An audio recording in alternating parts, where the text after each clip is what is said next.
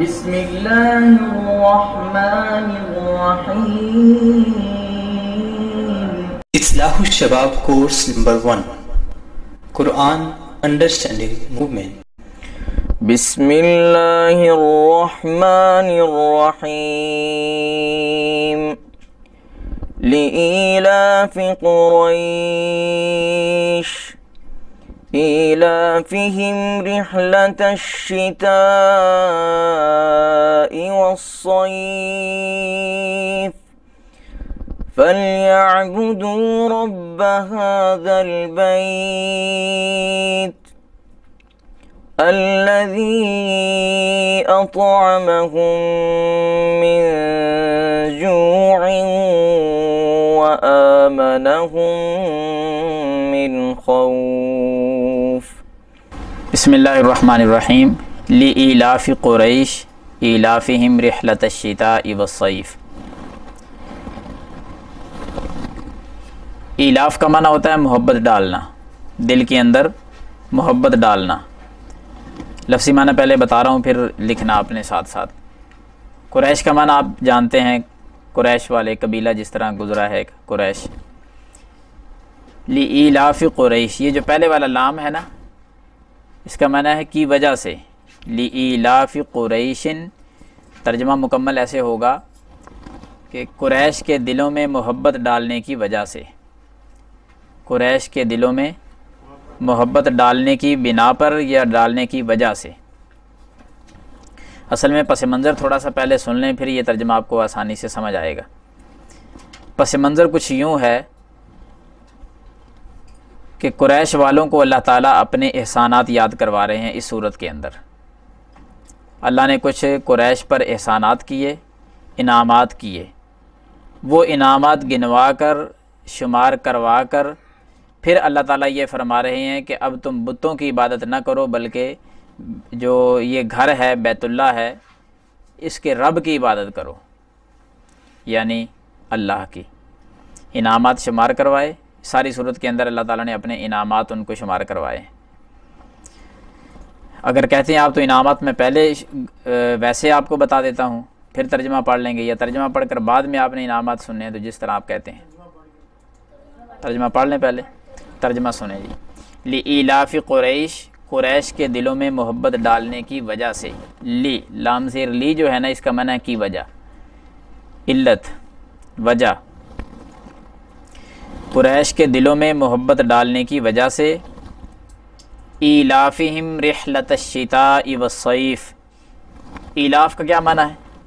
وہی دلوں میں محبت ڈالنا، جس طرح یہ پہلے گزرا ہے ایلاف. ہم کا معنی ان کے.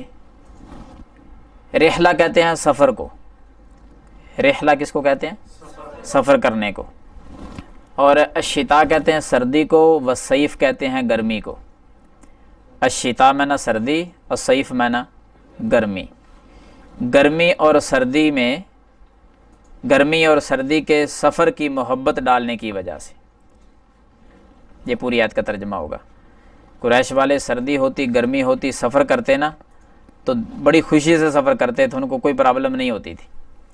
شام کا سفر گرمیوں میں کرتے، یمن کا سفر سردیوں میں کرتے. ایک علاقہ ٹھنڈا ہے، ایک گرم ہے، تو اپنے تجارتی قافلے لے جاتے، کوئی ان کو پرواہ نہیں ہوتی تھی. سردی گرمی سفر، ان کے دل کی خوشی ہوتی تھی سفر کرنا. تو جب سفر کی خوشی ہوگی تو یقیناً پھر آگے جا کر میدان جہاد میں اترنا، لمبے لمبے سفر کرنے، تجارت میں وہ کام آئے. سارے سفر ان کی شروع میں جو اللہ نے محبت ڈال دی تھی نا دل میں سفر کی، پھر بعد میں وہ سارے سفروں میں وہ کام آئی ہے. مکہ چھوڑ کر مدینہ جانا پڑا تو تب کوئی مسئلہ نہیں، کیونکہ سفر تو پہلے کرنے کی عادی تھے. اللہ کا یہ انعام تھا ان پر. سارے اسی طرح سفر، جہاد پہ جانا پڑ جائے، چاہے مہینے کا سفر ہو تو آسانی سے چلے جاتے تھے. وجہ کیا تھی؟ کہ سفر کی محبت دل میں ہے، گرمی ہو یا سردی ہو. تو دوبارہ دیکھیں، لإیلاف قریش، قریش کے دلوں میں محبت ڈالنے کی وجہ سے. ایلافہم رحلۃ الشتاء والصیف، سردی اور گرمی میں سفر کرنے کی محبت کی وجہ سے. ایلاف کا معنی محبت ہو جائے گا. ایلافہم رحلۃ الشتاء والصیف، ان کے سردی اور گرمی میں سفر کرنے کی محبت کی بنا پر.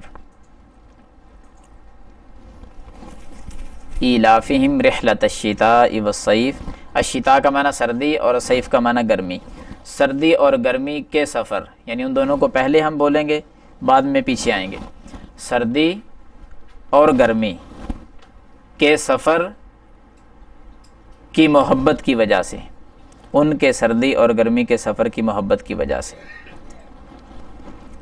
چلیں آگے جی اگلی آیت۔ جب یہ نعمتیں اللہ تعالیٰ نے کی ہیں تو پھر کیا کرنا چاہیے ان کو؟ فَلْيَعْبُدُوا، فَلْيَعْبُدُوا، پس انہیں چاہیے کہ وہ عبادت کریں، فَلْيَعْبُدُوا، پس وہ عبادت کریں۔ جب اتنے انعامات ہیں ان پر تو پھر وہ عبادت کریں، کس کی؟ رب ھذا البیت، اس گھر کے رب کی، بیت اللہ کی طرف اشارہ ہے نا، ھذا کا معنی یہ، یا اس، بیت کا معنی گھر، اس گھر کے رب کی، فَلْيَعْبُدُوا، تو وہ عبادت کریں، پس کا معنی میں نے کل کیا بتایا تھا؟ تو فَلْيَعْبُدُوا یہ فا ہے، اس کا معنی تو، فَلْيَعْبُدُوا تو وہ عبادت کریں، رب ھذا البیت اس گھر کے رب کی، تو وہ اس گھر کے رب کی عبادت کریں۔ جب دلوں میں محبت ہے، سفر کی محبت اللہ نے ان کے دلوں میں ڈالی ہوئی ہے، گرمی ہو یا سردی ہو، تو پھر وہ اس گھر کی عبادت کریں۔ بتوں کی بات کیوں کر رہے ہیں؟ یہ کہنے کا مقصد ہے الذی، اب رب ھذا البیت کی وضاحت ہے کہ اس گھر کے رب کی وہ عبادت کریں۔ کون سا رب؟ الذی، جس نے، الذی اطعمہم ان کو کھلایا، جس نے ان کو کھلایا، من جوع بھوک کی وجہ سے، جو کہتے ہیں بھوک کو، من منع سے، من جوع بھوک کی وجہ سے، جس نے ان کو بھوک کی وجہ سے کھلایا۔ دوبارہ آپ دیکھیں الذی کیا معنی الذی کا؟ جس نے، اطعمہم ہم ان کو، پورا معنی کریں نا، اطعم کھلایا، ہم ان کو، جس نے ان کو کھلایا، من جوع بھوک کی وجہ سے، یعنی ان کو بھوک لگی تو کھلایا کس نے؟ اللہ نے۔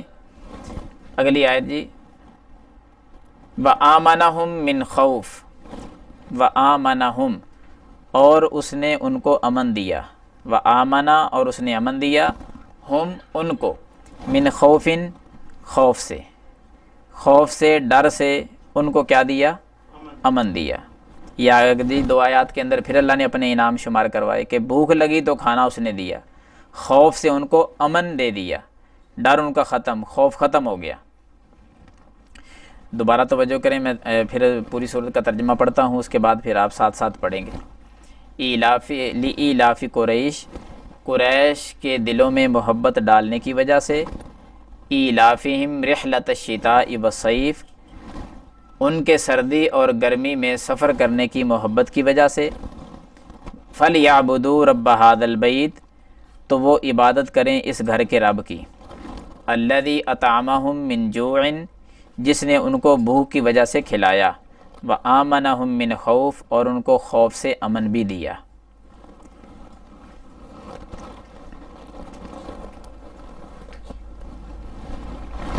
ابھی آپ، میں عربی پڑھوں گا، آپ نے ترجمہ پڑھنا ہوگا ساتھ ساتھ۔ لِإِيلَافِ قُرَيْش کیا معنی ہے؟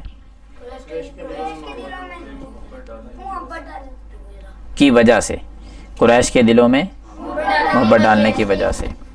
ایلافہم رحلۃ الشتاء والصیف، یہ ساری آیت کا ترجمہ کرنا پڑتا ہے۔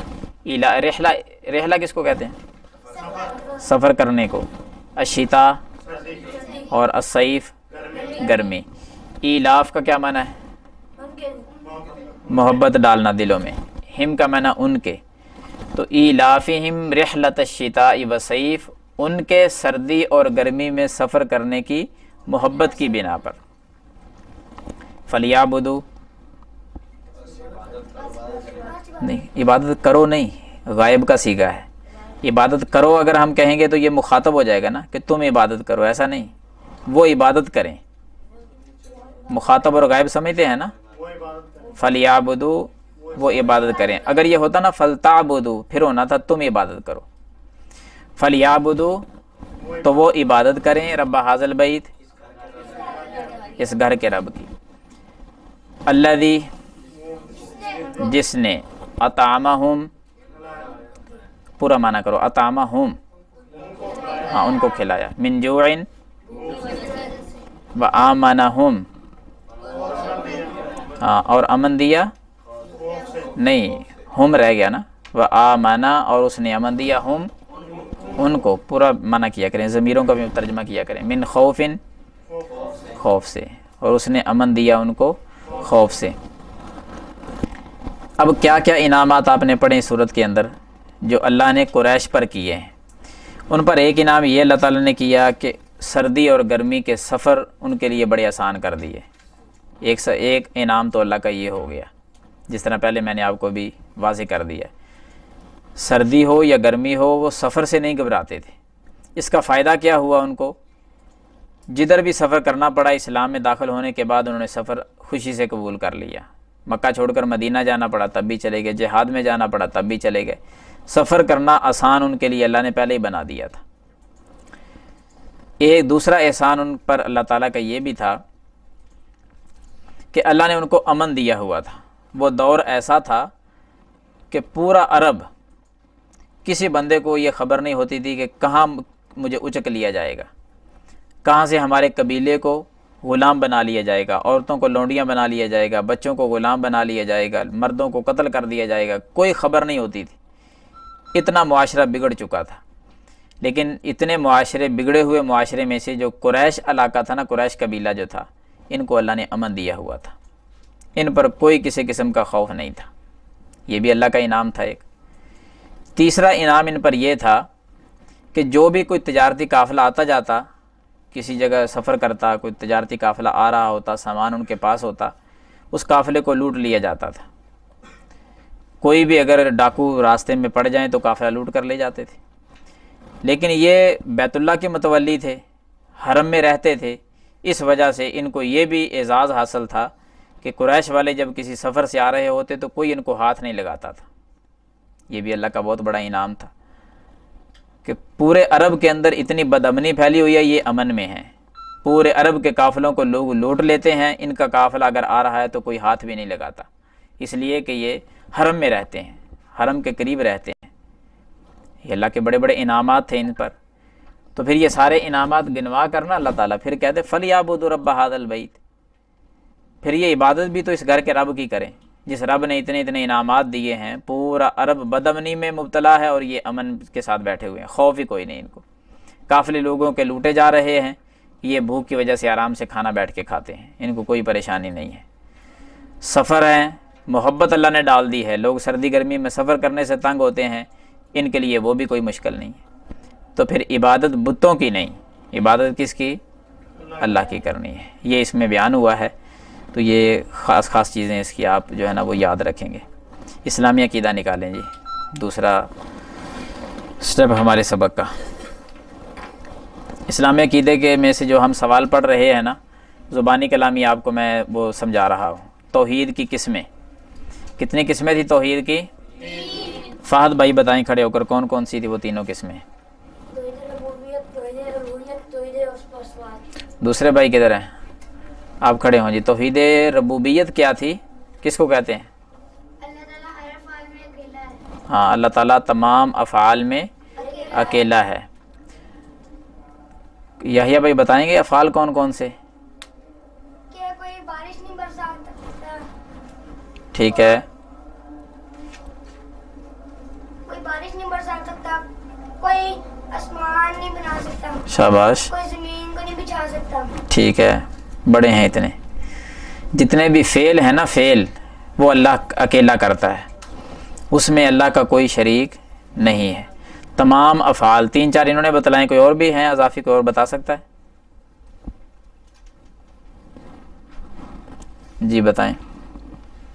بلا دینا، ٹھیک ہے، اور دے کے چھیننے والی دے دینا۔ شاباش، ٹھیک ہے، بیٹھیں۔ بس چھوٹی چھوٹی باتیں اگر یاد رکھیں گے تو انشاءاللہ یہ بہت قیمتی چیزیں ہیں جو آپ کے پاس جمع ہو جائیں گی۔ اللہ تعالیٰ ہی کا کام ہے نا کسی کو اولاد دے یا نہ دے، دے کر واپس لے لے۔ کوئی شریک ہے اس کا؟ کوئی شریک نہیں۔ آسمانوں کو بنایا، زمین کو بنایا، اس کا کوئی شریک نہیں، اکیلے نے بنایا، کسی نے کوئی مدد نہیں کی اس کی۔ تمام افعال کے اندر اللہ اکیلا ہے، اس کو کیا کہتے ہیں؟ توحید ربوبیت۔ پالنے میں وہ اکیلا ہے، رب ہے۔ دوسری قسم کون سی پڑھی تھی؟ توحید الوہیت۔ الوہیت کا کیا معنی ہے؟ کہ الہ، الہ ایک ہے۔ الہ کس کو کہتے ہیں حسن بھائی؟ معبود کو۔ وہ عزیر بھائی کوئی نہیں آیا آج؟ معبود کس کو کہتے ہیں؟ یہ عمران بھائی کے پیچھے ساتھی جو بیٹھے ہیں۔ معبود کا کیا معنی ہے؟ نہیں، معبود معنی بتائیں اس کا، مفہوم ٹھیک ہے، جس کی عبادت کی جائے۔ معبود کا معنی ہے جس کی عبادت کی جائے، وہ اکیلا ہے، الہ ایک ہے۔ وَإِلَٰهُكُمْ إِلَٰهٌ وَاحِدٌ، تمہارا الہ ایک الہ ہے، اسی کی عبادت ہوگی۔ تو اس کی تشریح کے اندر کیا چیز میں نے بیان کی تھی کل؟ نہیں، پہلے ایک اصول بتائیں، قانون۔ نہیں، عبادات میں وہ اکیلا ہے۔ جتنی عبادات ہیں وہ کس کی جائیں گی؟ اللہ کی۔ جس چیز کو عبادت کہیں گے وہ کس کی ہوگی؟ صرف اللہ کی۔ تو عبادات کون کون سی ہیں؟ مثلا ٹھیک ہے، شاباش، بیٹھیں۔ تو یہ ساری چیزیں کس کے لیے؟ اللہ کے لیے۔ جانور ذبح کرنا ہے تو اللہ کے لیے، دعا مانگنی ہے تو صرف اللہ سے، نماز پڑھنی ہے صرف اللہ کی، روزہ رکھنا ہے تو صرف اللہ کے لیے۔ تو اس میں ساری چیزیں کل ہم نے بیان کی تھی کہ دعا اب کسی اور سے نہیں، قبر پر نہیں، کسی درخت کے پاس کھڑے ہو کر نہیں، کسی پتھر کے پاس کھڑے ہو کر نہیں، کوئی مقدس مقام پر نہیں، صرف اللہ سے مانگنی ہے۔ جب بھی دعا مانگنی ہے ڈائریکٹ اللہ کو پکارنا ہے، کوئی وسیلہ بھی نہیں۔ روزہ، نماز، ساری یہ عبادات ہیں۔ تیسری قسم ہے توحید اسماء و صفات۔ تیسری قسم کون سی ہے؟ اسماء و صفات۔ اسم کی جمع ہے اسماء، صفت کی جمع ہے صفات۔ اللہ کے نام اور اللہ کی صفات، یہ مطلب ہے اس کا۔ اسماء حسنہ کے بارے میں سنا ہوا نا، اللہ کے 99 نام ہیں، اسماء حسنہ جس کو کہا جاتا ہے۔ بعض بچوں نے یاد بھی کیے ہوں گے، اسکولوں میں بھی یاد کرواتے ہیں۔ جو بندہ یاد کر کے ان کو پڑھتا رہتا ہے، آپ صلی اللہ علیہ وسلم نے فرمایا وہ بندہ جنت میں جائے گا۔ اسماء حسنہ جو ان کے اندر معنی پایا جاتا ہے نا، اسماء حسنہ کے اندر خالق، رازق، پیدا کرنے والا، رازق کا معنی رزق دینے والا، یعنی مثال کے طور پہ 2-3 نام لے رہا ہوں۔ محافظ، حفاظت کرنے والا، نگہبان، یعنی یہ اللہ تعالیٰ ہے۔ محافظ، خالق، رازق۔ اب جو ان کے اندر معنی ہے نا، اس کو اسی طرح سمجھنا بھی، ماننا بھی، تسلیم بھی کرنا کہ واقعی ہمارا خالق رازق جو ہے وہ کون ہے؟ اللہ ہے۔ ایک ایک نام کے اندر توحید ہے، ایک ایک نام کے اندر۔ جس کو بھی آپ پڑھ کر دیکھ لیں، لوگ پڑھتے ہیں لیکن عقیدہ خراب ہے، عقیدہ اس کے الٹ ہے۔ حفظ کیے ہوئے ہیں لوگوں نے اسماء حسنہ، لیکن جو عقیدہ ہوگا وہ اس کے الٹ ہوگا، کام ہوگا دیکھیں گے آپ اس کے الٹ کر رہے ہوں گے۔ اسماء حسنہ سارے زبانی یاد کیے ہوئے ہیں، ماتھا جو ہے وہ کسی قبر پہ ٹیکا ہوا ہوگا۔ یہ آپ کو ملیں گے بے شمار، ہمارے ملک کے اندر ایسے لوگ ملیں گے۔ تو وہ توحید اسماء و صفات کو نہیں ماننے والے، پھر زبانی دعویٰ ہے لیکن مانتے نہیں ہوں گے۔ یہ ہے اسماء، کہ اللہ کے جو اسماء ہیں، نام ہیں، ان کو یاد بھی کرنا اور جو معنی ان کے اندر بیان ہوا ہے وہی عقیدہ بھی رکھنا۔ یاد ہوگی بات یہ؟